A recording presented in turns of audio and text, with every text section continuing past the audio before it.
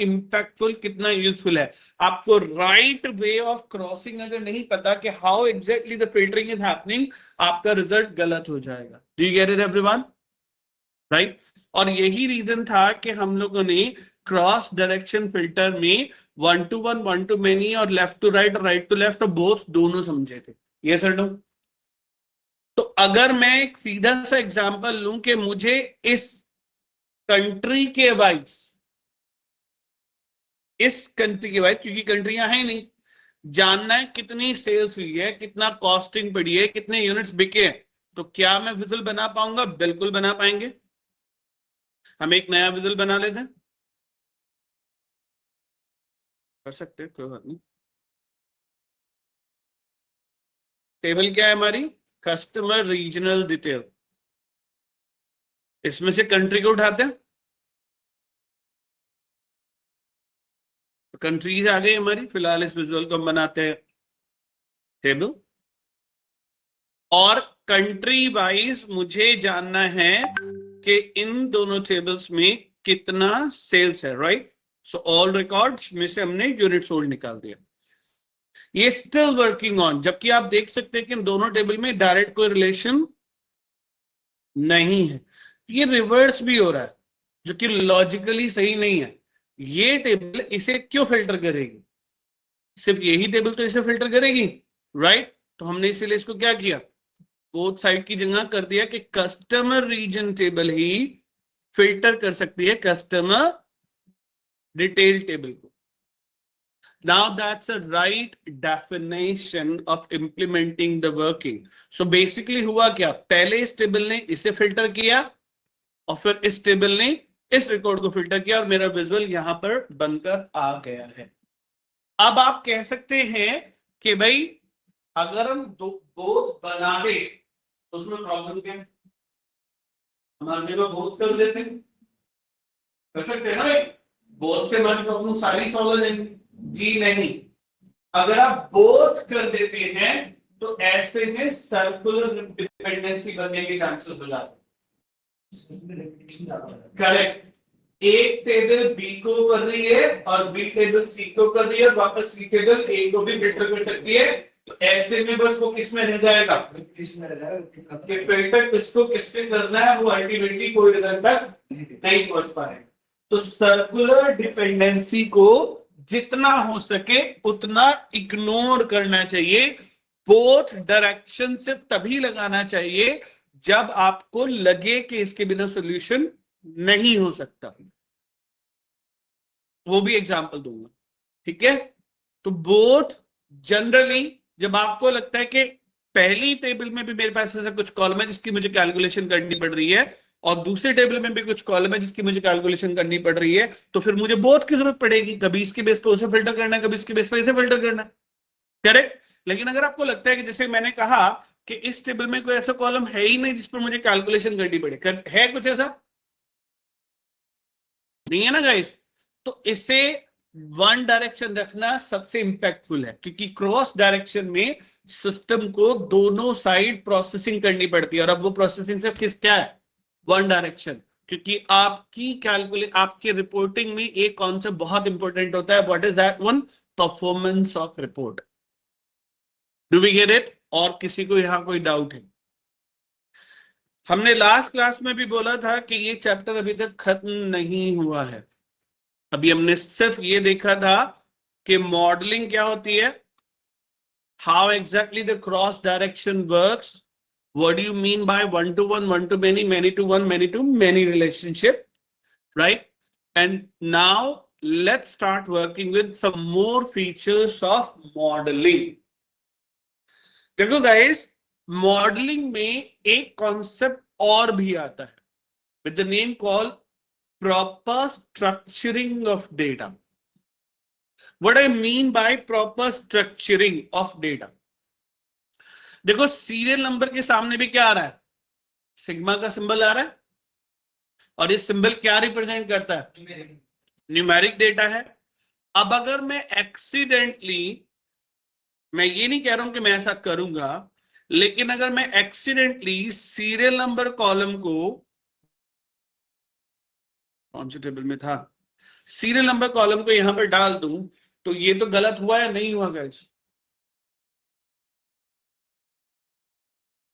ये लॉजिकली बिल्कुल गलत है ना, 100%।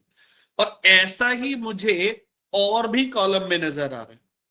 जैसे कि अगर मैं ध्यान दूं तो मेरे पास एक था zip code, dial code.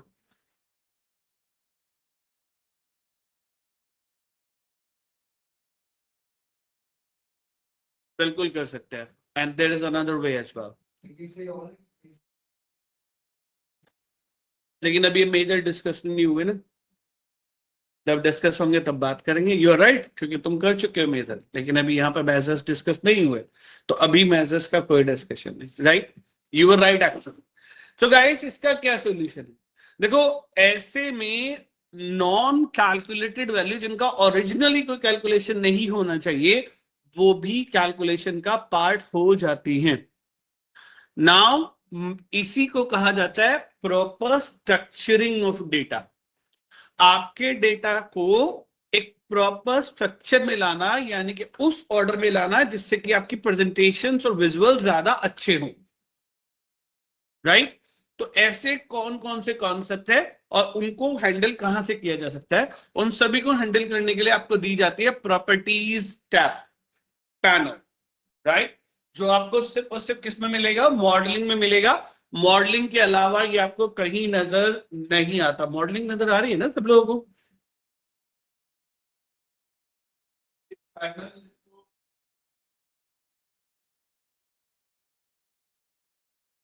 Projector की केबल भी नहीं होगी, चलो कोई देख लेना गाइस। ये तीन तो दिख रहे हैं ना आइकन, तीनों आइकन, तीन आइकन है यहाँ पर, है ना? नाम तो आ ही रहेगा, अगर वैसे नहीं नजर आ रहे तो ठीक है। सो गाइस बेसिकली इनके क्या क्या सोल्यूशन है? प्रॉपर्टीज विंडो या प्रॉपर्टीज पेन। देखो, ये प्रॉपर्टी पेन आपको सिर्फ और सिर्फ मॉडल व्यू में नजर आता है और कहीं नजर भी नहीं आता, पहली बात। और प्रॉपर्टी पेन में ये पूरा कॉन्टेक्चुअल पेन है। Now you know the meaning of the contextual pane. Excel कर चुके, तुम्हें कॉन्टेक्चुअल का मीनिंग नहीं पता? मुझसे क्या ना एक्सेल, तुम्हें कॉन्टेक्चुअल का मीनिंग नहीं पता? ऐसा कैसे हो सकता है? मैंने सिखाया, मुझे शक हो रहा है अपने ऊपर। ठीक है, चलो मेरी गलती अगर मैंने नहीं सिखाया। देखो, कंटेक्चुअल टैब का मीनिंग होता है as per the selected content a new tab get appears. कितने टैब आ रहे हैं अभी? Home, insert, page layout, formula, data, review, view, developer, power query, power pivot.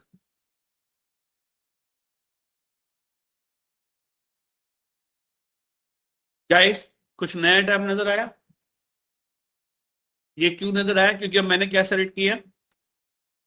Picture select किया। राइट? अभी मैंने एक नया कुछ कर दिया, अब कुछ नया नजर आया क्योंकि हमने क्या सेलेक्ट किया?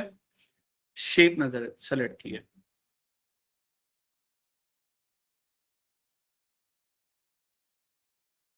अब क्या नजर आया? तो जैसे ही मैं इनको ऑफ करते हुए क्या हो जाता है?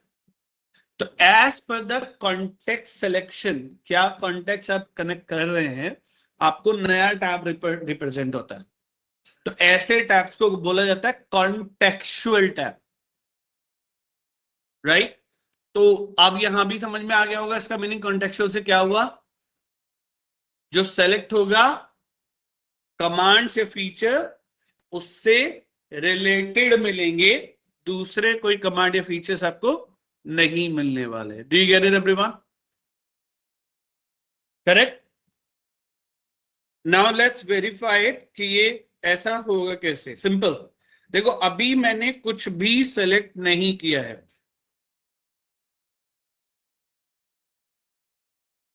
मैंने कुछ भी सिलेक्शन नहीं किया है अभी। तो ये मुझे क्या दिखा रहा है? कुछ और फीचर्स दिखा रहा है। मैंने जब टेबल को सिलेक्शन किया तो मुझे टेबल की प्रॉपर्टीज दिखा रहा है। जब मैंने किसी कॉलम को सिलेक्ट किया तो किसकी प्रॉपर्टी दिखा रहा है? कॉलम की प्रॉपर्टी दिखा रहा है।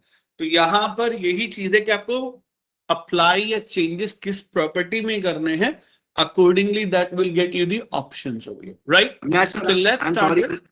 हाँ जी बताइए। मैं थोड़ा लेट ज्वाइन किया तो थोड़ा सा बता हमने अभी तक कुछ नया नहीं किया, डोंट वरी।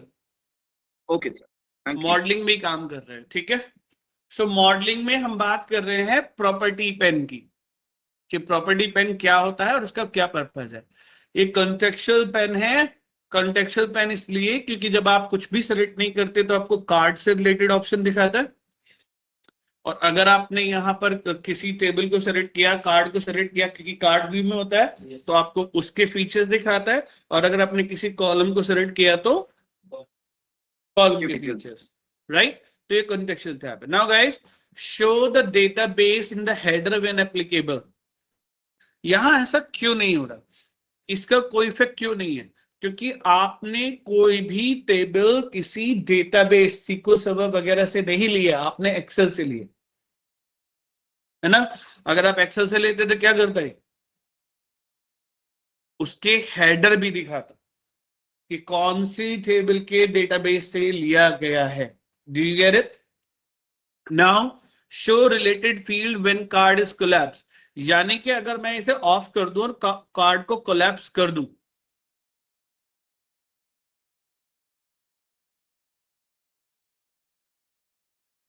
तो गाइस मुझे वो फील्ड भी नजर नहीं आ रहे हैं जिनसे रिलेशनशिप बनी है। रिलेटेड फील्ड का मतलब क्या है? जिनके बीच में रिलेशंस है। और जैसे मैंने इसे चेक किया, क्या हुआ गाइस, जिस जिस कॉलम से रिलेशंस बने हैं एटलीस्ट वो कॉलम तो मुझे परमानेंटली डिस्प्ले होते रहेंगे, right. Pin related field to the top of the card, ये रिलेटेड फील्ड को हमेशा टॉप पर रखे, यानी कि अगर आपने क्या किया, टेबल को एक्सपैंड किया है, अब जिनके साथ रिलेशनशिप है उनको क्या कर देगा, टॉप पर लेकर आ जाएगा। अब आप देखोगे कि सारे कॉलम वो टॉप पर हैं, और अगर ऐसा नहीं है तो अपने ऑर्डर पर है जो ओरिजिनली डेटा का ऑर्डर है। ठीक है नाउ, तीनों चीजें क्लियर है आप लोगों को? नाउ हमें इसकी जरूरत क्यों पड़ रही है, क्योंकि मुझे बेसिकली कुछ और भी फील्ड दिखाने थे।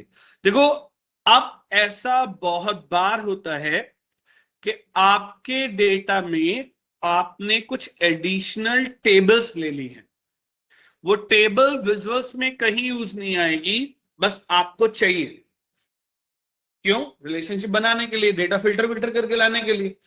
तो अभी वो टेबल एक्स्ट्रा हो गई नहीं हो गई। दूसरा, सॉरी, यहां पर बहुत सारे ऐसे कॉलम भी हैं जिन्हें आप कभी विजुअल्स में यूज नहीं करोगे, लेकिन फिर भी है, तो वो भी तो हमारे लिए एक्स्ट्रा कॉलम्स हैं।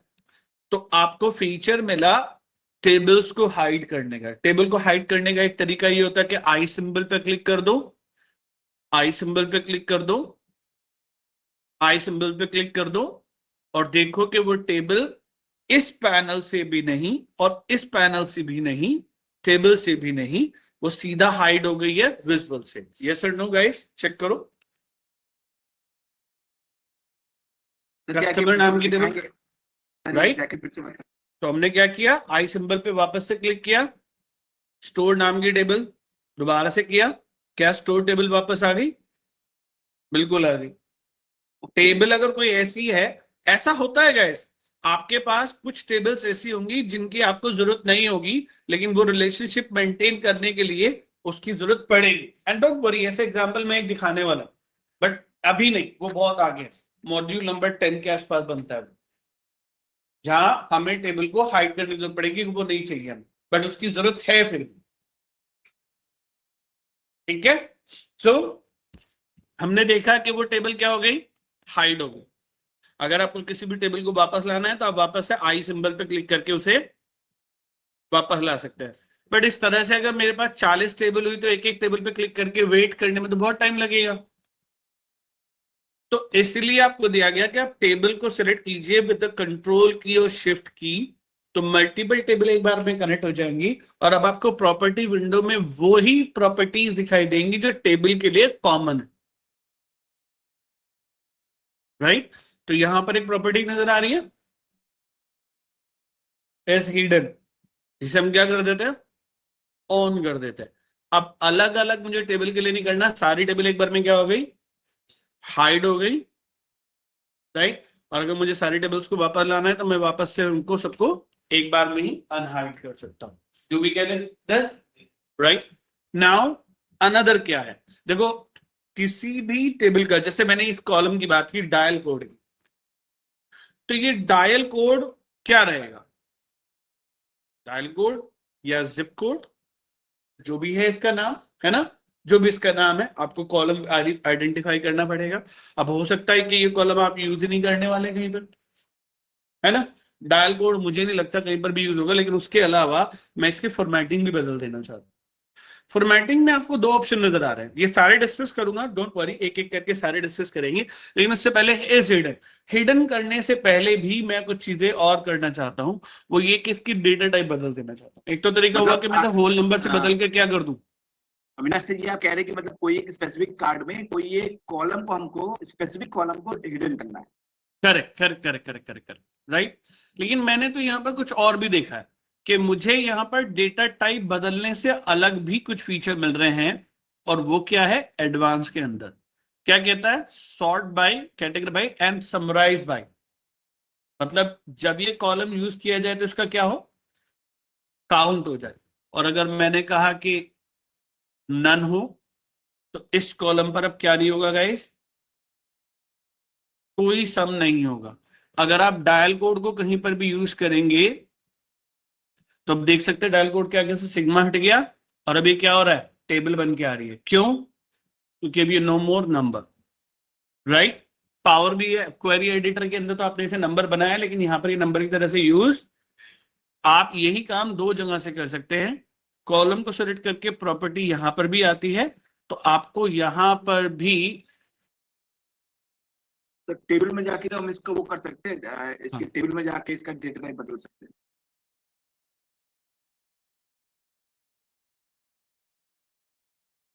हेलो।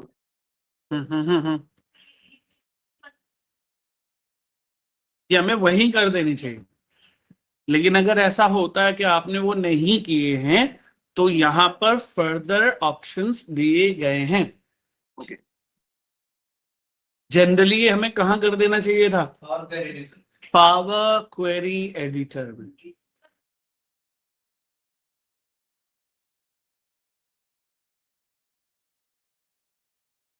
सर जब आपने करेक्ट, सर जब आपने काउंट हाँ चेंज जी, करके नन किया तो बोलो, उसका बोलो। डेटा टाइप भी चेंज हो गया फ्रॉम होल नंबर टू बिल्कुल, टेक्स्ट। ओके, लेकिन पावर क्वेरी एडिटर में इसका डेटा टाइप अब भी क्या है, होल नंबर होल ही नंबर। है।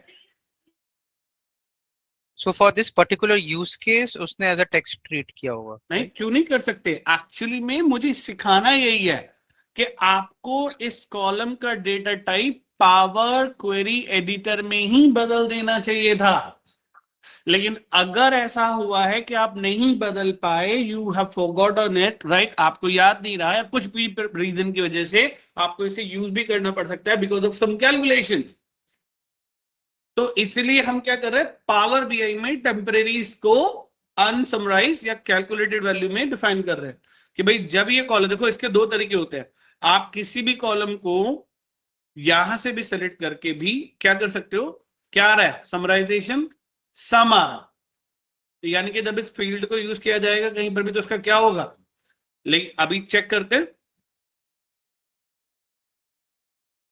टोटल कॉस्ट का भी क्या आ रहा है, और आपको पता है जब कोई न्यूमेरिक कॉलम होता है तो कार्ड भी बनता है, ये विजुअल बनता है, लेकिन अब मैंने इसे क्या किया, चेंज कर दिया,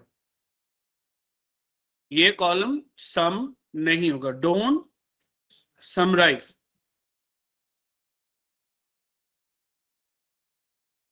राइट। तो अब भी क्या रहा, ये करेंसी में रहा, लेकिन अब ये क्या नहीं होगा, अब फायदा समझ में आया कि वहां पर डेटा टाइप डिक्लेयर करने का क्या फायदा हुआ, रुपीज अब भी रुपीज रहे, भाई मुझे ये जानना है 15 रुपए के कितने आइटम बिके, 20 रुपए के कितने आइटम बिके हैं, 150 रुपए के कितने आइटम बिके हैं, तो ऐसे में मुझे समराइजेशन तो नहीं चाहिए ना उसका, अगर मैं पावर क्वेरी एडिटर में इसका डेटा टाइप बदल दूंगा तो क्या होगा, रुपीज का सिंबल ही हट जाएगा। तो there are number of situations जहां पे हमें जरूरत पड़ती है कि हमें उसके डेटा टाइप पावर क्वेरी में ही बदल देने चाहिए, नंबर ऑफ सिचुएशंस की भाई पावर क्वेरी से तो उसे नंबर में ला रहा हूं, यहां मुझे जरूरत है उसको नंबर में यूज नहीं करने की, तो इसलिए आपको क्या मिला, ऑप्शन मिला, do you get it now, और समराइज अगर मैं इसे यूज करूं तो बाय डिफॉल्ट ये क्या हो जाना चाहिए, ये मॉडलिंग से रिलेटेड ही है, नहीं करना पड़ेगा। Do you get it everyone? Basically हम इसमें जो रुपीस का कॉलम है उसको समराइज नहीं कर रहे, ये और ये हम कर रहे हैं जब हम टेबल बना रहे हैं, राइट? बिल्कुल जी, बिल्कुल, आपने भी जो बोला बिल्कुल सही है। देखो गाइस, मॉडलिंग का मतलब क्या है, आपका विजुअल्स का मतलब क्या है, जो प्रेजेंटेशंस बनेगी, प्रेजेंटेशंस में डिमांड अलग होती है जबकि डेटा किसी और फॉर्म में हो सकता है, करेक्ट? तो आपकी प्रेजेंटेशन की डिमांड के ऊपर हम लोग मॉडिफिकेशंस कर रहे हैं यहाँ पर। प्रेजेंटेशंस क्या रहने वाली, किस तरह से रहने वाली है, डेटा चाहे किसी भी फॉर्म में यहाँ पर आया हो। इन्होंने इसी ऑन नहीं किया अभी तक भी, एक सेकंड दीजिए बस।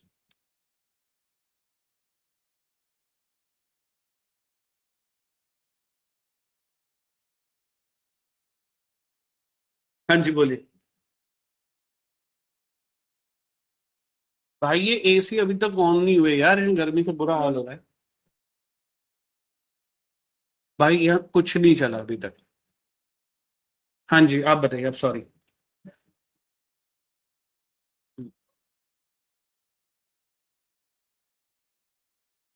बिल्कुल, हम डायरेक्ट मॉडलिंग पे नहीं जा सकते। देखो मॉडलिंग में सारे क्लीनिंग टूल हैवी तो नहीं है ना, एक्स्ट्रा रिमूव कॉलम वगैरह फीचर है ही नहीं, रिप्लेसमेंट जैसी कमांड नहीं है, टॉप रो हेडर जैसी कमांड नहीं है। तो मैक्सिमम क्लीनिंग आपको कहां करनी है, लेकिन it is a common process कि प्रेजेंटेशन, देखो मैं एक बात बताऊं, आप एक बकेट बनाना चाह रहे हैं, बकेट का मीनिंग क्या होता है, 1 से लेकर के 1000 तक की वैल्यूज का कैलकुलेशन होती है यहां से। तो अब आपका कॉलम कैसा रहेगा, बैकग्राउंड में नंबर ही रहेगा ना, अब आप उसे क्या नहीं कर सकते, नो नंबर टेक्स्ट नहीं कर सकते ना, क्योंकि अगर टेक्स्ट कर दिया तो 1 से लेकर 1000 तक वो रीड ही नहीं होगा, राइट? तो पावर क्वेरी एडिटर में वो क्या रहना चाहिए, होल नंबर या नंबर या फिर करेंसी जो भी रहना चाहिए। लेकिन जब मेरी प्रेजेंटेशन आएगी, प्रेजेंटेशन में मेरी डिमांड आ गई कि 1 से लेकर के 1000 तक के यहां दिखाए, 1001 से लेकर के 2000 तक के यहां दिखाए, 2001 से लेकर के यहां तक के यहां दिखाए, तो वो कैसे होगा, रिमोट कहां है, देखें तो वो कैसे होगा, तो मैं उसकी डेटा टाइप तो नहीं कर सकता ना पावर क्वेरी एडिटर के अंदर, तो मैं क्या कर पाऊंगा, पावर बीआई के कि भाई ये सम भी होना चाहिए जब मैं इसे यूज करूं। अगर मैं इसकी कहीं पर बक्सिंग करूंगा तो ये बैकग्राउंड में नंबर की रेट रीड होगा लेकिन रिप्रेजेंटेशन एज ए टेक्स्ट होगा।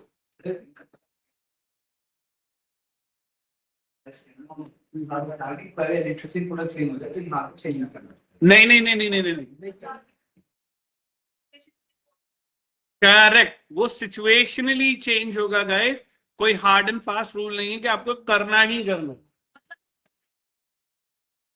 बिल्कुल। इसीलिए मैं क्या कहता हूं, किसी भी डेटा एनालिटिक्स के लिए सबसे पहली जॉब क्या होती है, एनालिस्ट के लिए क्या होती है, डेटा को एनालाइज करना कि डिमांड क्या क्या है, अकॉर्डिंगली वो उस पर काम करेगा, नहीं तो नहीं कर पाएगा। हाँ कि रट्टा मार लिया कि ये करना ये करना ये करना, नहीं करना है, बिल्कुल। सर एक डाउट है, बोलिए। सर क्या ऐसा भी हो सकता है, फॉर एग्जांपल एक विजुअल के लिए अगर हम वो कॉस्ट वाले एग्जांपल हैं, आपने डोंट समराइज सेलेक्ट किया था और दूसरे विजुअल के लिए हमें फिर सम चाहिए, बिल्कुल हो तो सकता इज है, दैट तभी तो मैं पॉसिबल? बता रहा हूँ ये सब कुछ, बिल्कुल हो सकता है, don't worry about that one, ठीक है, will work on that part, ठीक है जी, क्लियर हो गया?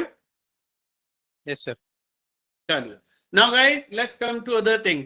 तो मुझे लगता है कि हर वो कॉलम जिसको रिलेशन के लिए यूज किया गया है, मुझे विजुअल में तो कहीं यूज नहीं करना। अब एक तरीका है कि मैं कॉलम के आगे भी क्या आ रहा है,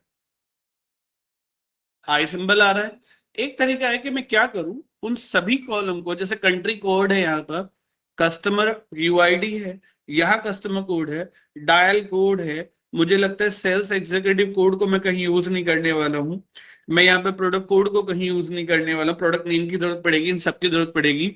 मुझे यहाँ पर लगता है कि sales representative code, product code, control के साथ कर रहा हूँ गाइस मैं, है ना, कस्टमर आईडी, ज्योग्राफिकल की, ऑर्डर आईडी की शायद अभी मान लेते हैं, बाद में अनहाइड कर लेंगे अगर जरूरत पड़ी तो, मुझे जरूरत नहीं पड़ने वाली, राइट। स्टोर आईडी की मुझे कहीं जरूरत नहीं पड़ने वाली, इन सभी कॉलम्स की मुझे ओरिजिनली कहीं जरूरत पड़ने ही वाली नहीं है। तो इनको क्या कर लेते गाइस, हाइड कर लेते हैं।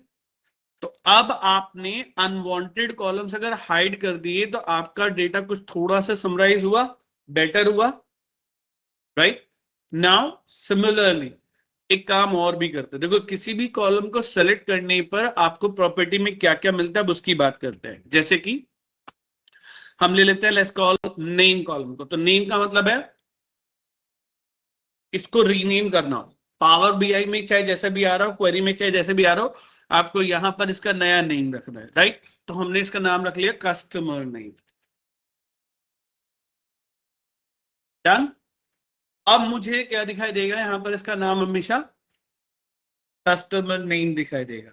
नाउ अगेन कि मेरे पास यहां पर एक कॉलम है डिस्क्रिप्शन। देखो डिस्क्रिप्शन को समझने के लिए सबसे अच्छा तरीका जो होता है प्रोडक्ट वाली टेबल के अंदर है। प्रोडक्ट वाली टेबल में अगर आप ध्यान दें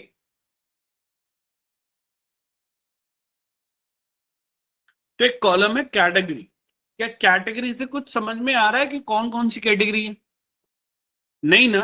जब मैं विजुअल पे पहुंच रहा हूं तो भी मुझे कैटेगरी कॉलम को ज्यादा, मतलब जब तक मैं विजुअल में नहीं ला रहा हूं तब तक मैं उसके बारे में कोई जानकारी नहीं ले पा रहा हूं। क्या नजर आ रहा है यहां पर, नेम, प्रोडक्ट डिटेल्स, कैटेगरी।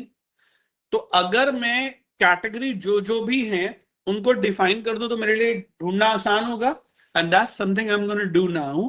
मैंने कैटेगरी को सेलेक्ट किया, डिस्क्रिप्शन में वो डाल दिया, लाइक कैटेगरी, लाइक कीवर्ड जो भी लिखेंगे आपकी मर्जी, right. Input, output, device, memory, right, and processor, right, जो भी आपने नाम लिखा। नाउ गाइस इसका बेनिफिट क्या हुआ, now when you next have how over to it, what all you get, visual को यूज करने से पहले पहले आपके पास उसका डिस्क्रिप्शन है। Do you get it, clear? Now the next one, synonyms. What is that? Synonyms.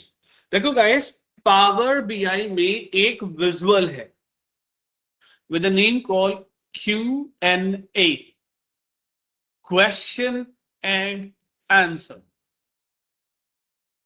अब मेरे पास एक कॉलम है यहां पर जिसका नाम है यूनिट स्टोर, करेक्ट। लेकिन क्या यूनिट स्टोर को क्वांटिटी नहीं कह सकते? कह सकते, या टोटल क्वांटिटी नहीं कह सकते, राइट। टोटल यूनिट्स नहीं बोल सकते। अब प्रॉब्लम क्या है कि इस कॉलम का नाम पावर बी क्या मान के चल रहा है, यूनिट सोल्ड।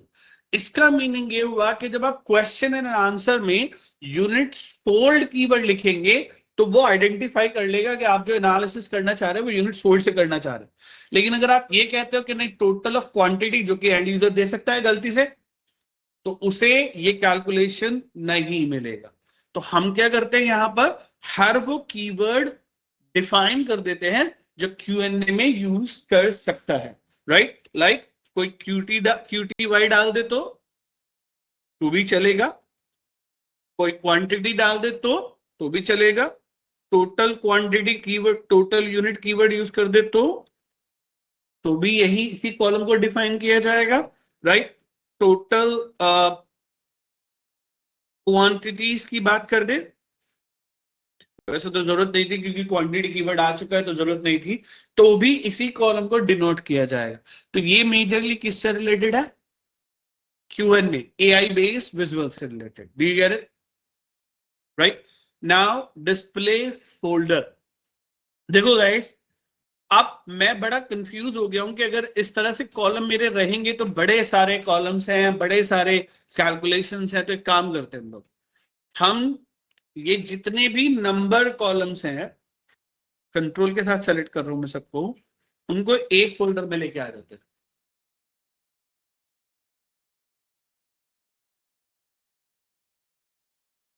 कैलकुलेशन नाम का एक मैंने फोल्डर बना लिया गाइस, कुछ नजर आया? नहीं ना? आप जरा देखना कुछ नजर आया क्या? राइट, ऐसे हमने क्या किया, जो डेट वाले कॉलम है डिलीवरी डेट और एक और था ना ट्रांजैक्शन डेट, इनको भी क्या कर लेते हैं, एक और फोल्डर में कर लेते हैं, डेट्स नाम के फोल्डर में। गाइस अब बताओ आपके लिए थोड़ा स्ट्रक्चर इजी हुआ या नहीं हुआ? राइट, एक और फोल्डर बना लेते हैं रीजन नाम का।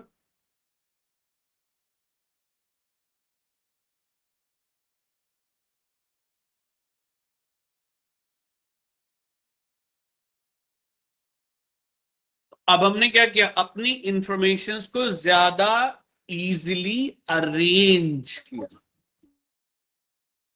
उसका ना ही मॉडलिंग से कोई लेना देना है और ना ही टेबल व्यू से लेना देना है, वो सारा लेना देना किससे है, विजुअल से। लेकिन नए वर्जन में इन्होंने इसको यहां पर ना यहां पर भी चेंज कर दिया है, राइट, और यहां पर भी चेंज कर दिया है। Do you get it? नए वर्जन में हो गया है। पहले ये सिर्फ आपको कहां नजर आता था, विजुअल से रिलेटेड नजर आता, रिपोर्ट व्यू से रिलेटेड, इसका इंपैक्ट कहीं और नजर नहीं आता था। Done, clear? नाउ कुछ और चीजें, एक फील्ड और लेते हैं हम लोग। सो ये क्लियर हो गया, हिडन सबको क्लियर है, जनरल की सारी प्रॉपर्टीज क्लियर, फॉर्मेटिंग आपको पता ही है क्या है ना? लेकिन अब हम आते हैं नई चीज पर जिसका नाम है सेल्स रीजन। में मेरे पास कौन कौन से कॉलम है सेल्स रीजन? ये क्या है, सिटी है, और ये क्या है गाइस, रीजन यानी कि स्टेट, है ना? अगर देखा जाए तो इसका नाम बदल करके मुझे स्टेट कर देना चाहिए तो मेरे लिए इजी हो जाएगा, कि region generally east west north south directions होते हैं, राइट? तो काम करते हैं, ये चाहे मेरे पास वहां कैसा भी रहे, लेकिन यहां पर मैंने इसका नाम बदल करके क्या कर दिया गाइस, स्टेट्स कर दिया,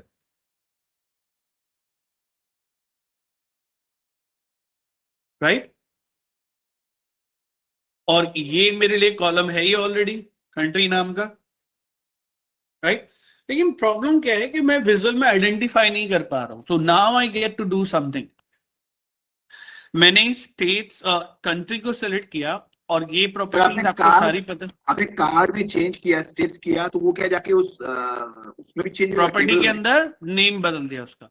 नहीं, वो जाके आपका एक्सेल का टेबल है उसमें भी चेंज हो गया क्या? नहीं, यहाँ डेटा टेबल में तो चेंज हो गया, हाँ, लेकिन एक्सेल में ओरिजिनल सोर्स से तो इसका कोई कनेक्शन ही नहीं है ना, वहां तो कोई इंपैक्ट पड़ेगा ही नहीं।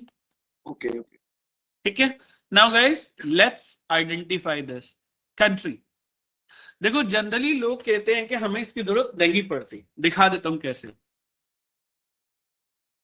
अगर मैं कंट्री कॉलम को कहीं पर भी विजुअल में यूज करूंगा तो आपको एक नया विजुअल नजर आएगा।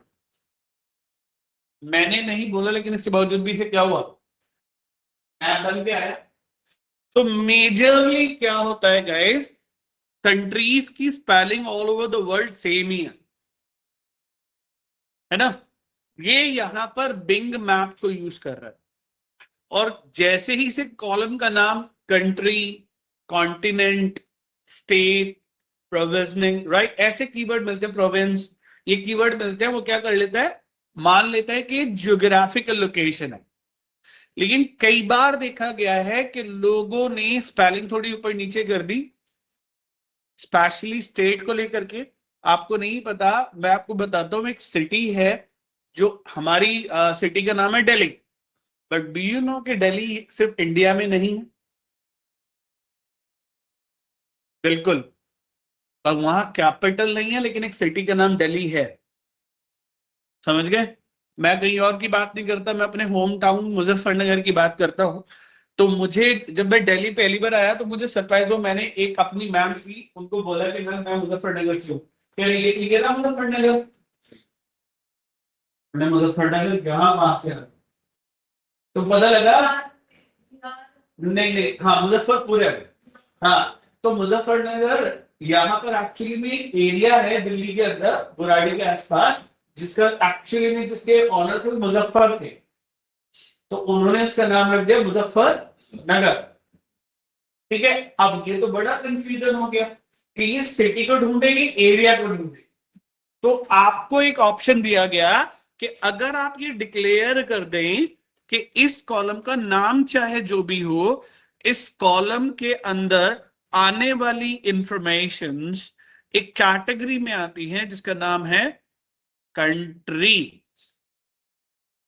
तो अब इसे कंफर्म हो गया है कि इसे मुझे हमेशा जियो मैप पर यूज करना है, राइट। और जियो मैप पर मुझे इसे एज अ कंट्री ही मानना है, भले ही कोई मुजफ्फरनगर लिखे कुछ भी लिखे। नाउ द सेकंड कॉलम हमने लिया, तो हमने दूसरा कॉलम देखा, दूसरे कॉलम पे हमें क्या मिला guys? Latitude, longitude, place, postal code, state code या स्टेट कोड या प्रोविंस। ऑब्वियसली ये प्रोविंस है या स्टेट है, हमने इसे किया। Now what happened guys? यहां भी मार्क लग गया। अब सिटी को भी हमने मार्क कर दिया कि आप इसे जियो मैप के अंदर एज अ सिटी ट्रीट करेंगे, इस फील्ड के अंदर, इस कॉलम के अंदर आने वाले कीवर्ड्स को, राइट। और यहां तक कि अगर किसी कस्टमर का पोस्टल एड्रेस आपके पास है तो आप वो भी मार्क कर सकते हैं कि ये कॉलम जो डायल कोड है ये एक्चुअली में क्या है? पोस्टल कोड है। अगर किसी का जिप कोड मेरे पास होता तो मैं उसे क्या दे देता? पिस्टल कोड, ये जिप कोड, प्लेस कोड ये दे देता। लाइक एड्रेस अगर किसी का मेरे पास है तो इससे इसे फायदा क्या होगा बताऊं, वो अभी देखने वाले। लेकिन उससे पहले कुछ और चीजें। आप लोग यहां पर ऐसा बहुत बार देखा गया कि कंपनी अपने पोर्टल की इमेज, अपने प्रोडक्ट की इमेज को किसी वेब सर्विस पर स्टोर करती है। तो इन्होंने कहा कि क्या ये बार कोड है या इमेज यूआरएल है या कोई वेब यूआरएल। अगर आप डिफाइन कर देते हैं तो उस पर क्लिक करने पर हाइपरलिंक काम करने लगेगा। अगर इस पर क्लिक करेंगे तो इमेज आएगी, प्रॉपर इमेज दिखाई देगी, जबकि आ कहां से रही है? वेब से आ रही है। आपकी फाइल में हो या ना उससे कोई, क्योंकि एक्सेल वगैरह में तो इमेज नहीं आ सकती ना, लेकिन कहां से आ सकती है? वेब से आ सकती है। तो अगर आप कोई यूआरएल डिफाइन कर दे यहां पर तो आपको बताना पड़ेगा कि ये टेक्स्ट नहीं है, भले ही मैंने टेक्स्ट कॉलम फॉर उसका क्या कर दिया हो। जैसे ईमेल एड्रेस था, ईमेल एड्रेस एक्चुअली में क्या है? ईमेल एड्रेस है, तो उसमें मैं वेब यूआरएल भी कर सकता हूं डिफाइन, करेक्ट। तो यहां पर ईमेल एड्रेस को अब वो एरर नहीं आएगी, जैसे आप उसे क्या करोगे, ये करोगे। तो आपको डिफाइन करना पड़ता है कि ये जो लाइंस नजर आ रही है ये बार कोड्स है, तो वो आपको बार कोड की फॉर्म में ही पावर बीआई में नजर आएंगे, राइट। अब इनका फायदा क्या है? इनका फायदा देखिए क्या है गाइस। मैं चेंज कर देता हूं इस विजुअल को एक स्लाइसर में, ठीक है गाइस। और एक और विजुअल बना लेते हैं, लेट्स हैव ये वाला विजुअल बना लेते हैं। और इस विजुअल में मैं सिटी डाल देता हूं गाइस। कुछ नजर नहीं आ रहा ना? ये रहा, राइट। तो अभी तो कुछ नजर नहीं आ रहा ना गाइस, जरा अब देखना कुछ नजर आएगा नहीं आएगा।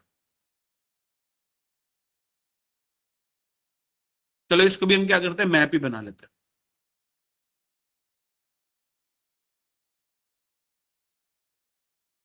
डोंट वरी, विजुअल्स पर भी हम अच्छा खासा काम करेंगे, लेकिन अभी फिलहाल के लिए आपको सिर्फ समझने के लिए देखना है कि इसका फायदा क्या हुआ। और मैं एक काम करता हूं कि मैं यहां पर लेजेंड में भी स्टेट डाल देता हूं और यहां लेजेंड में सिटी डाल देता हूं, मतलब हर सिटी का अलग कलर दिखाई देगा।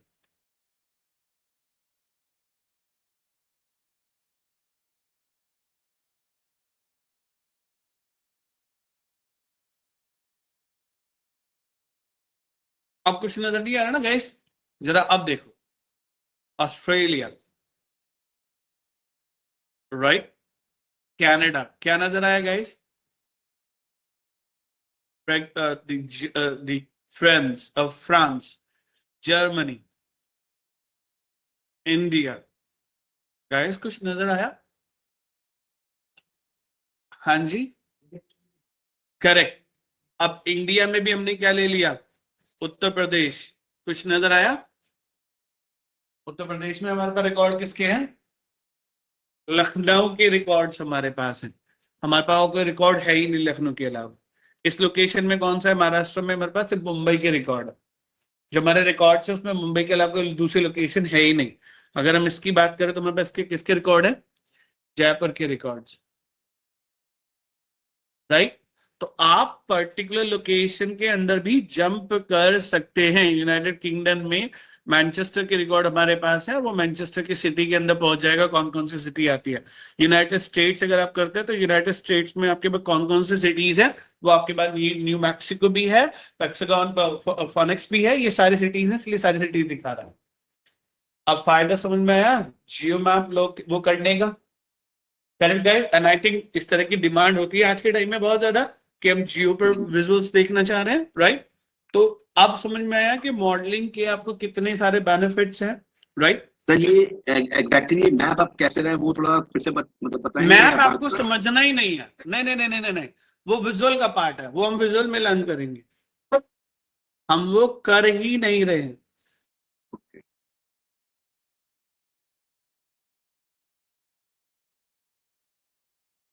राइट, हम वो कर ही नहीं रहे हैं। हम बात कर रहे हैं किसकी? के बेसिकली इम्पैक्ट क्या है उसका। विजुअल्स में हम ये सारे सीखेंगे, don't worry about that. Visuals कैसे बने उस पर अभी ध्यान ही नहीं देना है बिल्कुल भी। मुझे आपको ये दिखाना है इसका बेनिफिट्स क्या हुआ। तो अब आप बताइए प्रॉपर्टी विंडो का मीनिंग समझ में आया या नहीं आया? किसी भी रिकॉर्ड के अंदर नल वैल्यू अलाउ होगी या नहीं होगी? No. मैंने कहा नहीं होगी। सिटी के अंदर नल वैल्यूज अगर होंगी तो वो हाइड हो जाएंगी, वो एक्सेप्ट नहीं की जाएंगी। ठीक है। नाउ हमारे विजुअल्स यानी कि मेरी मॉडलिंग के स्ट्रक्चर के बेस पर मेरे विजुअल्स पर भी इंपैक्ट पड़ता है, वो बेटर रहता है। ठीक है, किसी को कोई डाउट यहां पर? बोलो। No, done. और इसी के साथ हमारा मॉडलिंग खत्म हो जाता है गाइस। और अब हमारा शुरू होता है नया chapter and that is called DAX। क्या बोला? बता रहा हूं। सर मॉडलिंग में लाइक जो आपने डेटा सेट दिया था उसमें तो बहुत सारे टेबल्स हैं। सो इज इट नेसेसरी कि हर एक टेबल को हम अभी रिलेशनशिप में डिफाइन करें? हाँ जी बिल्कुल। नहीं नहीं, ऐसा नहीं है कि हर टेबल को करना है। ठीक है, ओके फॉर एग्जांपल जैसे एक में कंट्री कोड है तो दो तीन टेबल है जिसमें कंट्री कोड है, तो उसको हर टेबल से का साथ जोड़ना है या फिर कर सकते हो, बिल्कुल कर सकते हो। ठीक है, चलो मॉडलिंग में जब आपने ये क्वेश्चन कर लिया तो एक और सिचुएशन पर आते हैं। देखो गाइस, प्रैक्टिकल सिचुएशन की बात करते हैं so that you can understand. मैं एक विजुअल बनाना चाहता हूं, समझ लेना विजुअल क्या है। विजुअल समझोगे तो सब समझ में आ जाएगा आपको। लेट्स से मैं यहां पर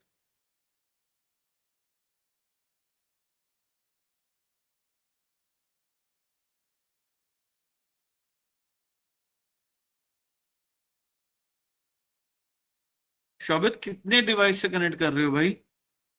सर मैं तो एक ही से हूँ। ये दूसरे शोभित के नाम से कौन आ रहा है? मैंने तो मैं वो भी दे रखा है, कोड भी दे रखा है हाँ। बुकेट का एन से। एक सेकंड दो।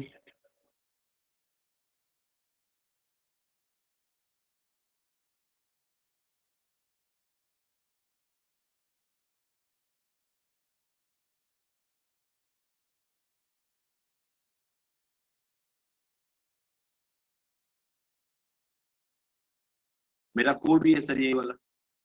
हाँ नहीं वो देख लिया मैंने। ये कौन सा शोभित है? चलो आने दो उनको, मीटिंग में फिर देखते हैं। हाँ जी, देखो गाइस एक सिचुएशन लेते हैं। सिचुएशन ये है कि मुझे एक क्वेश्चन करना है अबाउट डिलीवरी डेट्स। और डिलीवरी डेट को या ट्रांजैक्शन डेट के बेस पर मेरे पास दो क्वेश्चन है, समझ लेना थोड़ा सा जरूरी है। इसलिए क्वेश्चन ये है कि मेरे पास इस डिलीवरी डेट पर टोटल कितने यूनिट्स बिके। तो ये काम अभी तो आसान है ना। अगर मैं नंबर में रखता, अगर मैं नंबर विजुअल करता इसको तो आसान था। सॉरी, 2067, इस पर आसान है, इस पर आसान है, इस पर आसान है। और जब हम इसको फिल्टर करते हैं तो हमें बताता है कितने डिलीवरी हुई है, करेक्ट। लेकिन अब अगर मैं क्वेश्चन बदल दूं कि भाई मेरे पास 2019 में कितने प्रोडक्ट एक्सपायर हुए,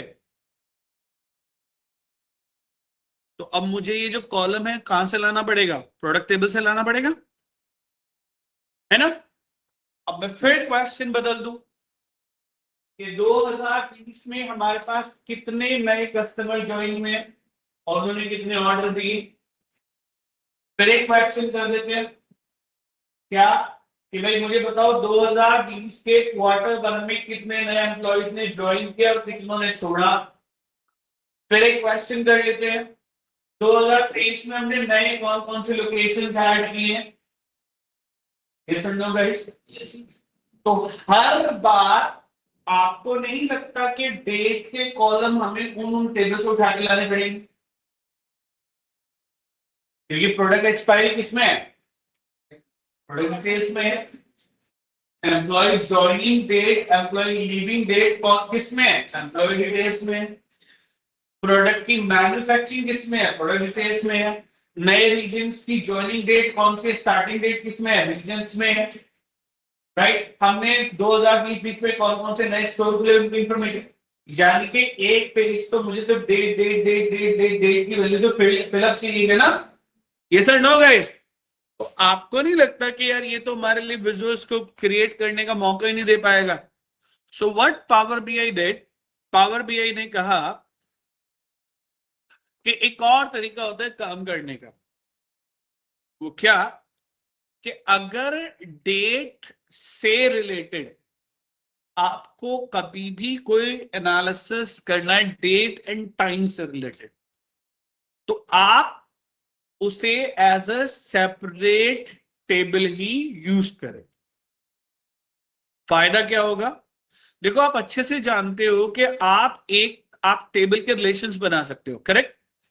बट ऐसा तो कोई रूल नहीं है ना कि एक टेबल के रिलेशन मल्टीपल टेबल से नहीं बन सकते, बोलो, है ना।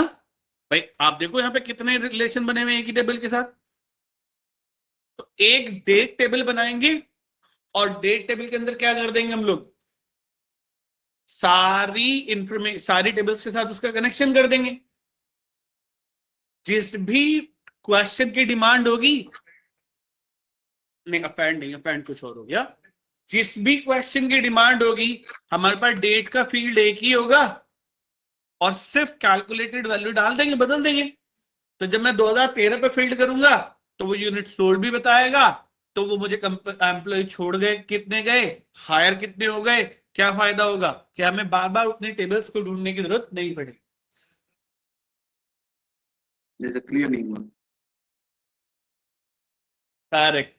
तो यहां पर मुझे डेट टेबल की जरूरत अलग से करने में ही फायदा है, राइट। तो अब पावर बीआई में डेट टेबल कैसे बनाई जाए, दैट्स अ वैलिड क्वेश्चन। तो यहां पर एक नई टेबल ऐड करने के 2 से 3 मेथड होते हैं, एक एक करके देखते हैं कौन कौन से मेथड होते हैं।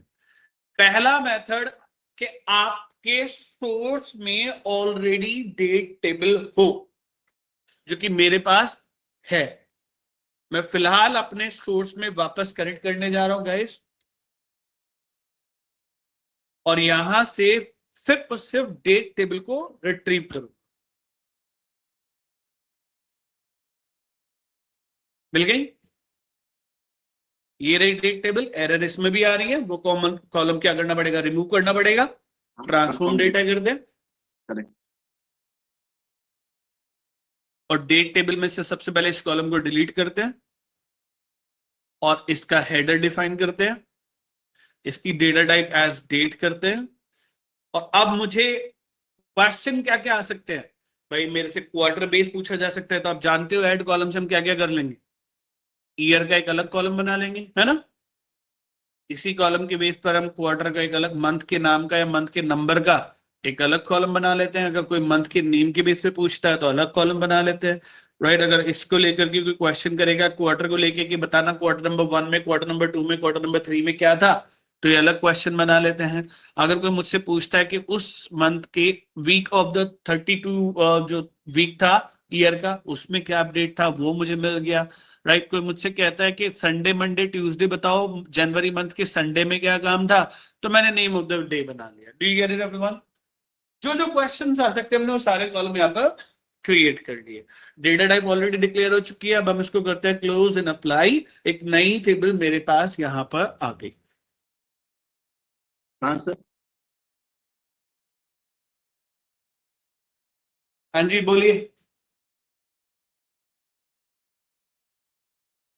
तो इसका रिलेशन कैसे एस्टेब्लिश करेंगे इसी स्क्रीन में? बिल्कुल बिल्कुल बिल्कुल वही करने वाला है।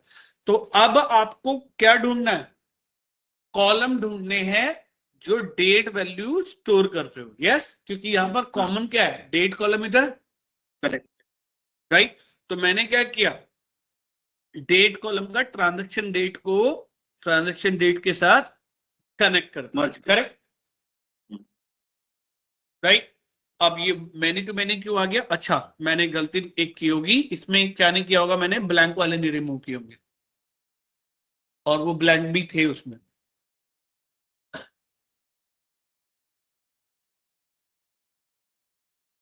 यूनिक होना चाहिए ना, राइट।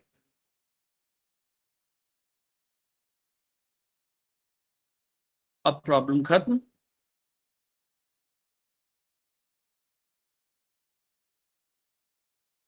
अब चेक करते हैं ट्रांजैक्शन डेट। लास्ट टाइम मैंने ट्रांजैक्शन डेट को लेके उसी के ऊपर, ट्रांजैक्शन डेट के ऊपर ही बैठाएंगे। बिल्कुल, और अब ये one two many perfect relationship हो गया। अब देखो इसका फायदा क्या हुआ गाइस, इसका फायदा ये हुआ कि मैं डेट, अब मुझसे कोई भी अगर क्वेश्चन करेगा तो मैं डेट टेबल से क्या करूंगा, जो भी ईयर है, ईयर को उठाया हमने, राइट। अब अगर कोई मुझसे कहता है कि उसमें कितने यूनिट्स बिके थे, I can easily do that one, right और नॉट। 2018 में ये थे, 2019 में ये था, 2020 में ये था, 20 में ये था। Do you get it?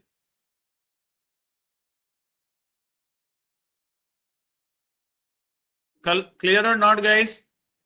Yes sir. Sir yes sir. हाँ सर जी। सर मैं डिस्कनेक्ट हो गया था उसको। हाँ मैंने ज्वाइन करवा दिया आपको वापस से, ठीक है। अभी करता हूँ, एक काम करना, दोपहर अब मुझे ना ये कॉफी देना बंद कर देना, मुझे ना सिर्फ लेमन टी देना, ठीक। हाँ जी, do you get it everyone? यहाँ किसी को कोई डाउट? लेकिन गाइस आपको पता भी नहीं चला, इसके साथ एक नहीं दो प्रॉब्लम आ गई। सर रिपीट कर दो प्लीज। हाँ बिल्कुल बिल्कुल, मैं रिपीट ही कर रहा हूँ, 1 मिनट दो जरा। जी देखो सर। हमने क्या किया, डेट टेबल को क्यों यहां पर ऐड किया, पता चला क्यों किया। तो अगर मेरे पास अलग अलग टेबल में डेट कॉलम से रिलेटेड क्वेरीज हैं, तो मुझे हर टेबल के कॉलम को उठाने की जरूरत नहीं है, मैं इस टेबल के ही कॉलम को रिट्रीव कर लूंगा। और ये मैंने उठाई कहां से, मेरे पास सोर्स पर पहले से ही बनी बनाई टेबल थी, मैंने सिर्फ उस टेबल को दोबारा से फैच कर दिया और इसका रिलेशन बना दिया किसके साथ, अपनी टेबल के साथ, जिस टेबल के साथ मुझे इसका बनाना था। लेकिन यहां पर एक नहीं दो नई प्रॉब्लम क्रिएट होगी। पहली प्रॉब्लम देखिए, पावर बीआई जिस तरह से एक्सेल में फंक्शन होते हैं, mathematical function, statistical function, date and time function, text function, boolean function, ये सारे फंक्शन तो पावर बीआई में भी है। लेकिन यहां पावर बीआई अपनी भी एक नई कैटेगरी इंट्रोड्यूस, एक्चुअली दो नई कैटेगरी इंट्रोड्यूस करता है। जिनमें से एक की जरूरत हमें पड़ने वाली है। We use to call them time intelligence function. Clear हो गया कौन से फंक्शन? तो टाइम इंटेलिजेंस की दो डिमांड होती है। पहला कि एक सेपरेट टेबल हो जो सिर्फ डेट के ही रिकॉर्ड को कंटेन करती है। आप समझ में आया कि सिर्फ एक रीजन नहीं है। एक बेनिफिट तो क्या हुआ कि अब हमें अलग अलग टेबल के कॉलम नहीं उठाने पड़ेंगे। एक बेनिफिट क्या हुआ कि टाइम इंटेलिजेंस भी इसे यूज कर सकता है। We will learn all about the time intelligence. लेकिन टाइम इंटेलिजेंस का दूसरा रूल क्या है? टाइम इंटेलिजेंस कहता है कि आपने जो table as a date table या कैलेंडर टेबल यूज की है, उसके उस कॉलम को जिसमें डेट वैल्यूज हैं, आपको मार्क करना पड़ेगा कि ये column as a time intelligence function refer किया जाए। वो मार्क कैसे करेंगे? यहां जाएंगे, क्या दिखा, या फिर आप यहां से भी कर सकते हैं। डेट टेबल पर जाएंगे और यहां पर ट्रांजैक्शन डेट पर जाकर क्या मिला मुझे?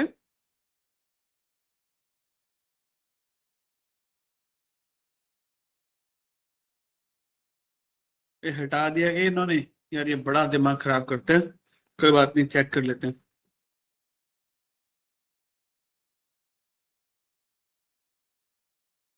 हटा दिया, कोई बात नहीं। डेट ही है, डेट कॉलम है। सॉरी, टेबल को करना था ना, टेबल मार्क एज, मैं कॉलम पे जा रहा था, मेरी गलती। और जब मैंने इसे मार्क एज डेट टेबल किया, अब समझ में आ रहा है क्यों कर रहे हैं हम लोग मार्क? बताओ। अगर टाइम इंटेलिजेंस फंक्शंस यूज करने हैं तो मार्क करना पड़ेगा। अब मैं जब इसे मार्क करने जाता हूं तो ये मुझसे कहता है बताओ वो कौन सा कॉलम है जिसमें डेट रिकॉर्ड्स हैं। कौन सा कॉलम था वो? Transaction date. इसने खुद भी आइडेंटिफाई किया। ये बदल गया, पहले विंडो ऐसे नहीं थी, अभी 3 दिन पहले पलटी है। ये पावर BI के साथ बड़ा पंगा ही है। ठीक है, ये विंडो पहले अलग आती थी, विंडो अलग आ रही है। और जैसे ही मैं इसे मार्क करने की कोशिश करूंगा मुझे एक एरर नजर आएगी। अब ये एरर क्यों आ गई? क्योंकि एक प्रॉब्लम और है। डेट टेबल के साथ हमने अपनी डेट टेबल में वो डेट्स एंटर ही नहीं की जिस दिन हमारा बिजनेस पूरी तरह से क्लोज था। 26 जनवरी में कोई काम नहीं हुआ तो मैंने अपनी कैलेंडर डेट में क्या नहीं डाला? 26 जनवरी डाला ही। 15 अगस्त पे कोई काम नहीं हुआ तो मैंने 15 अगस्त भी नहीं डाला। सर ऐसा भी हो सकता है ना कि वो हो बट वो नहीं डन पे निकल गया।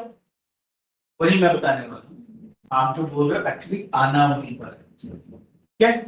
तो यहां पर कैलेंडर डेट को मार्क करने के लिए शर्त ये है कि चाहे वो नल हो लेकिन रिकॉर्ड कैलेंडर में से एक भी डेट मिसिंग नहीं होनी चाहिए। तो मैंने जान के मिसिंग किया आपको समझाने के लिए। इस डेटा को ना बनाने में मुझे जनरली किसी डेटा को बनाने में 5 से 10 मिनट लगते हैं। ये डेटा था जिसे बनाने में मुझे बहुत टाइम लगा। क्या मैं रिमूव करूं कोई ऐसा कोई फीचर ना रह जाए जिसे मैं आपको सिखाना हो। 3 हफ्ते से ज्यादा लगे थे मुझे इस डेटा को बनाने में। एक एक चीज को एनालाइज करके अच्छा ये तो छूट ही गया, ये फील नहीं डाला, इसमें रिकॉर्ड एक्स्ट्रा आ गया, इसमें रिकॉर्ड ये नहीं आने चाहिए, नल वैल्यूज नहीं आ रही, कैसे नल वैल्यू लाऊं, एक्स्ट्रा कॉलम आने चाहिए, वो कैसे लेकर आऊं एक्सेल में। तो डेटा बड़ा सोच समझ के बनाया गया। तो यहां पर मैंने जान के वो रिकॉर्ड ज्यादा नहीं, मैंने सिर्फ 2 रिकॉर्ड रखा है। मुझे भी याद नहीं कौन कौन से 2 रिकॉर्ड किसी भी रीजन से, ऐसा कोई नहीं कि वो हॉलीडेज थे। लेट्स से कि मेरे घर में कोई ऐसा काम हो गया जो मैं नहीं कर पाया वो, तो हमने वो ट्रांजैक्शन डेट एंटर ही नहीं की क्योंकि उस दिन बिजनेस रनिंग में नहीं था। तो मार्क एज टेबल कमांड की पहली डिमांड ये है कि आपको सिर्फ तभी मार्किंग पॉसिबल होगी जब एक कॉलम जो कैलेंडर की सारी डेट्स को रखता होगा, अगर वो हुआ तो, और अगर वो नहीं हुआ तो आप इसे मार्क नहीं कर पाएंगे। तो टेम्परेरी आप लोगों को दिखाने के लिए मैं एक नई टेबल को इसको कर देता हूं डिलीट,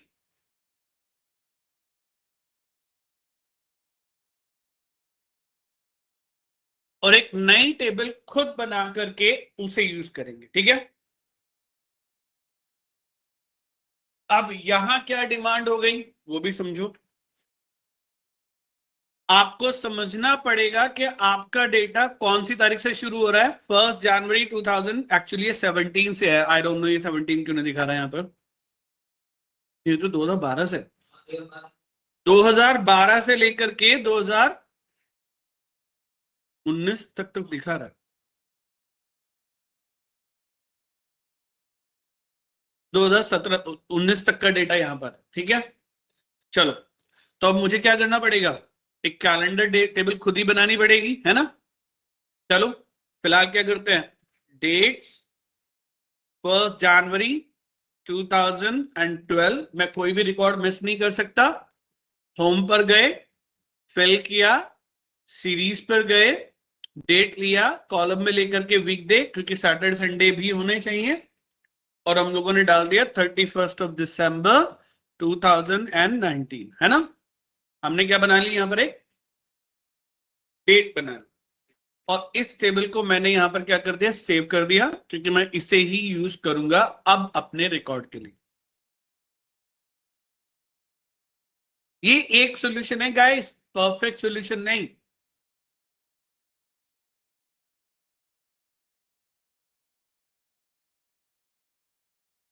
राइट, अब हमने क्या किया, इस टेबल का डेटा इंपोर्ट करेंगे।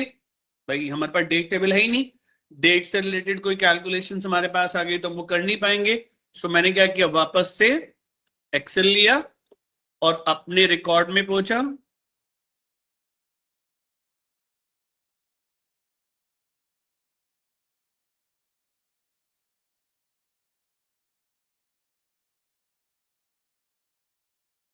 कहां सेव कर दी मैंने,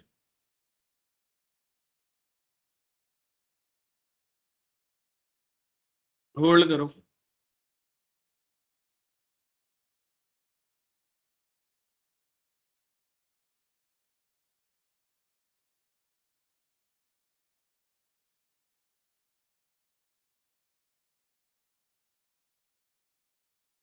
सेव तो यही किया मैंने।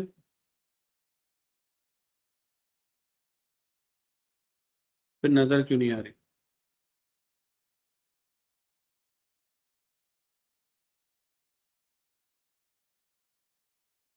फिर तो नहीं, गलत फोल्डर में था।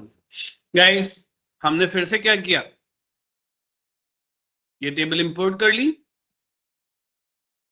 इसका हमें फायदा होने वाला है क्या, भाई हमारे पास एक भी रिकॉर्ड मिसिंग नहीं है, ऑल परफेक्ट ऑर्डर में है। इसकी जो क्लीनिंग करनी है फटाफट करते हैं, और इसको वापस से ऐड कॉलम करके इसमें जो भी एनालिसिस ईयर वाइज आ सकते हैं, जो भी एनालिसिस मंथ के नंबर वाइज आ सकते हैं, मंथ के नेम वाइज आ सकते हैं, कोई क्वेश्चन आ सकता है क्वार्टर वाइज पूछा जाए, कोई क्वेश्चन हो सकता है week number of the year पूछा जाए, हो सकता है हमसे कोई क्वेश्चन पूछा जाए that is weak day name, Sunday Monday Tuesday के बेस पर कोई क्वेश्चन किया जाए। डन, इसको फटाफट हमने क्या किया, क्लोज एंड अप्लाई। अब देखना कि इस बार कोई प्रॉब्लम नहीं आई। इसका टेबल का नाम प्रॉपर्टी विंडो में जाकर के बदल देते हैं,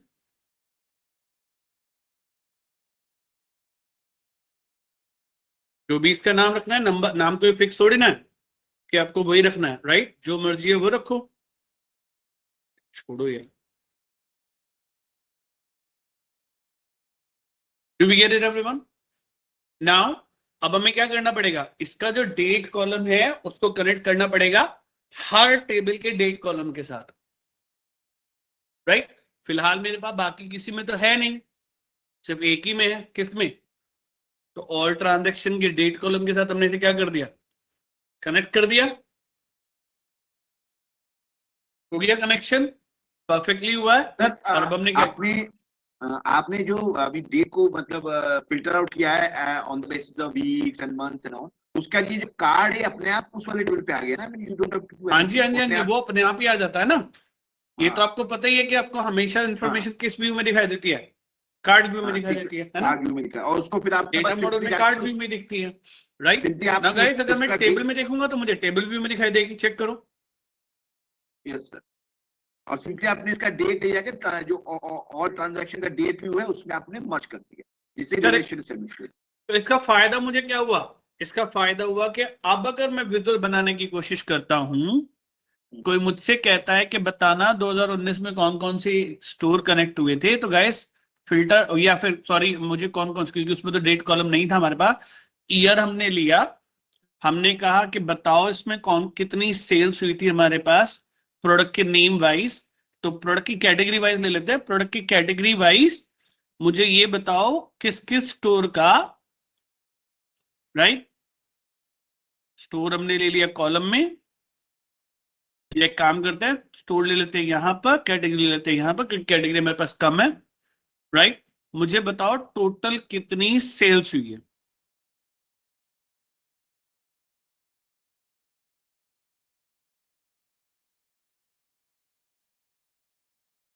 राइट गाइस, अब देखो क्या हुआ, 2012 काम कर रहा है ये, कनेक्शन होने की वजह से क्या हुआ, काम करना, राइट। तो that's how it is working, क्योंकि ओरिजिनली कैलकुलेटेड वैल्यूज हमारी कहां से आ रही है, राइट, हमारी ऑल ट्रांजैक्शन से आ रही है। लेकिन यहां पर अभी हमने इस टेबल को क्या नहीं किया, मार्क एज, क्यों करना पड़ेगा हमें, अगर हम टाइम इंटेलिजेंस फंक्शन यूज करते हैं तो हमें जरूरत पड़ेगी, नहीं तो नहीं पड़ेगी। Let's get it now. कौन सा कॉलम, और इस बार कोई प्रॉब्लम आई क्या? हाँ, क्योंकि आपने सारे डेट्स को डिफाइन किया, मतलब कोई भी डेट गैप नहीं है, कोई भी डेट मिसिंग नहीं है मेरी लिस्ट से, लेकिन यहां पर एक नई प्रॉब्लम क्रिएट होगी। तो अभी पहली प्रॉब्लम समझ में आई थी गाइस, एक्चुअली अभी भी कई प्रॉब्लम क्रिएट हुई हैं, एक नहीं।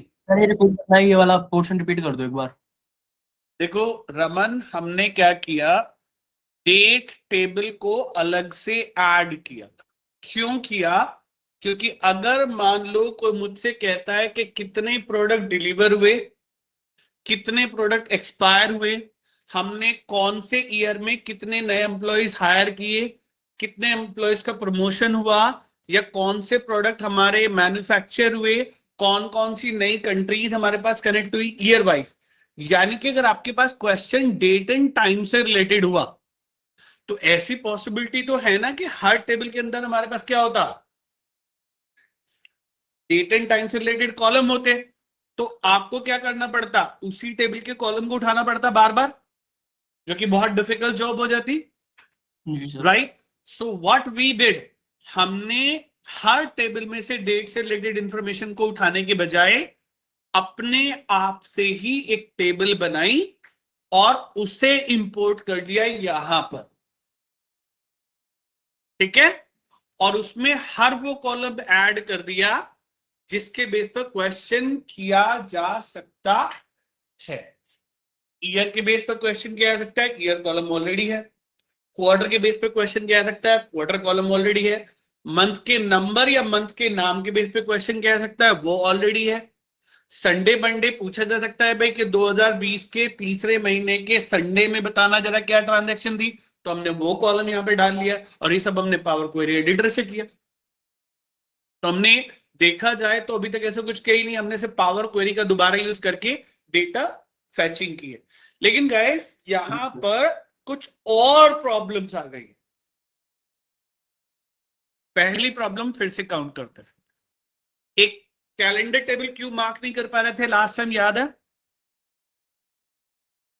क्योंकि उसमें मैंने 2 रिकॉर्ड रिमूव कर दिए थे। कोई भी एक अगर डेट आपकी कैलेंडर टेबल में नहीं हुई तो आप उसे मार्क एज डेट टेबल, और हम मार्क एज डेट टेबल कर क्यों रहे हैं, क्यों कर रहे हैं मार्क एज डेट टेबल, बोलो। डेट इंटेलिजेंस के लिए। Time intelligence use category function को यूज करने के लिए। कौन से फंक्शन है वो, टाइम इंटेलिजेंस फंक्शन, समझ गए।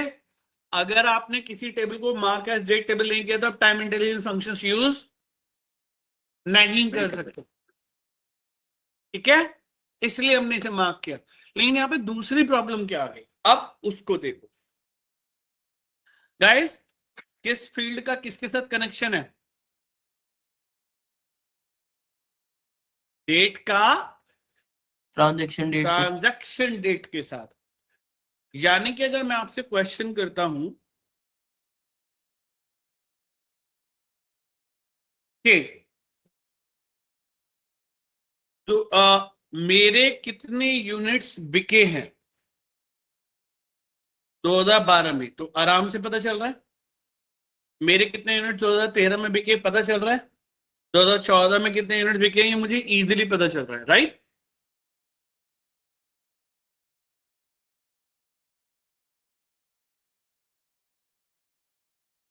हाँ,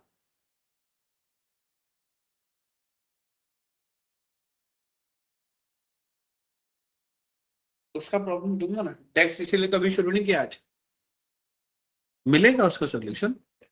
लेकिन जितनी पॉसिबल सिचुएशंस है वो सारी बतानी है ना, एक एक करके आ रहा। अभी तो पहली डिस्कशन चल रही है, 3 तरीके होते हैं इस काम को करने के, अभी तक तो पहले पर ही काम कर रहे हैं कि एक्सेल में हमने बना लिया, सोर्स में बना लिया और उसे इंपोर्ट करवा लिया। लेकिन वहां प्रॉब्लम हुई, एक भी रिकॉर्ड अगर मिसिंग हो गया तो, है ना भाई, सोर्स में बना सकते हो लेकिन अगर सोर्स में गलती से एक भी रिकॉर्ड मिसिंग हो गया तो ये प्रॉब्लम हो जाएगी, राइट। अभी प्रॉब्लम और काउंट करनी है गाइस, एक नहीं, पहली एक और प्रॉब्लम काउंट करते हैं गाइस। अगर मैं डेटा को दिखा करके आपसे क्वेश्चन करूं, ध्यान देना थोड़ा सा, इस डेटा को दिखाकर अगर आपसे क्वेश्चन करूं और पूछूं कि बताना 2018 में टोटल कितने ऑर्डर्स आए थे, तो आप फिल्टर किस पे लगाओगे, ट्रांजैक्शन डेट पर लगाओगे, यस और नो। ऑब्वियसली आप ट्रांजैक्शन डेट पर लगाओगे, लेकिन काउंट किसका करोगे, यूनिट सोल्ड का। अब इस क्वेश्चन को बदल देते, मुझे ये बताओ कि 2018 में डिलीवरी कितने प्रोडक्ट की हुई थी। तो अब आप फिल्टर ट्रांजैक्शन डेट पे लगाओगे या डिलीवरी डेट पे लगाओगे, डिलीवरी डेट पर लगाओगे। और अगर आप डिलीवरी डेट पर लगाते हो तो टोटल किसका करोगे, यूनिट सोल्ड का ही करोगे ना। तो यहां एक प्रॉब्लम आ गई क्या, हमारा जो रिलेशनशिप ऑफ टेबल है वो किस कॉलम के साथ है, तो चाहे मैं डिलीवरी डेट कॉलम का यूज करूं या ना करूं, फिल्टर तो किसके बेस पर ही लगने वाला है, करेक्ट और नॉट। तो ऐसे में मैं डिलीवरी डेट तो निकाल ही नहीं पाऊंगा भाई, डिलीवरी डेट के टोटल कितने प्रोडक्ट डिलीवर हुए हैं वो तो मैं निकाल ही नहीं पाऊंगा। उसका सॉल्यूशन आप कह सकते हो सर एक काम करेंगे ना, हम डेट कॉलम को डिलीवरी डेट के साथ भी कनेक्ट कर देंगे, करेक्ट, आप ये कहेंगे। लेकिन क्या कहा था, एक नई प्रॉब्लम आ जाएगी, हो तो गया, लेकिन क्या इस लाइन में और उस लाइन में कुछ डिफरेंस नजर आ रहा है आप लोग,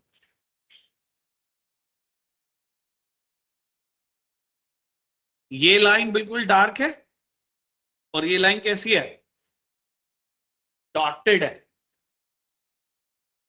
ठीक है, थोड़ा जूम कर लेते हैं।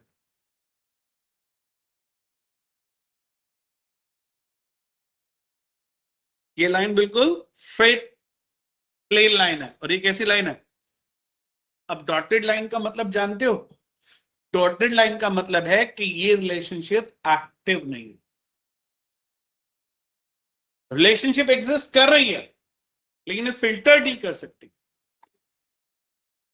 क्योंकि डिफॉल्ट रूल कहता है कि आप एक बार में सिर्फ एक ही कॉलम के बेस पर फिल्टरिंग कर सकते हैं, बिल्कुल नहीं रख सकते। एक टाइम पर एक कॉलम के ऊपर, एक टेबल के ऊपर 2 फिल्टर पॉसिबल नहीं है। और इस कॉन्सेप्ट को बोला जाता है रोल प्ले डायमेंशन। क्या मतलब हुआ रोल प्ले डायमेंशन का? भाई या तो मैं टीचर का ही रोल कर लूं या मैं स्टूडेंट का रोल कर लूं, दोनों रोल तो नहीं सकते ना एक बार में।